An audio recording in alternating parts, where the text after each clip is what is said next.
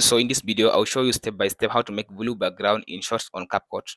After you open the CapCut, now here is my video. So I'll change the size to shorts. Go to this aspect ratio. So select the size of the short 9:16. So now here is my short. If I want to make this side and this side of the video to be blued, so I'll just select the video.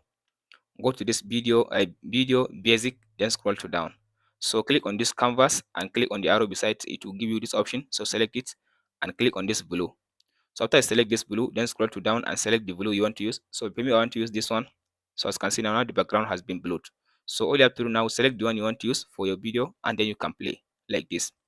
So if you want to just adjust the size of the video, just select the video like this, and then go to this video basic. So go to this scale. So you can now go ahead and scale the video like this. So you can just adjust the video to fit the center of the video like this.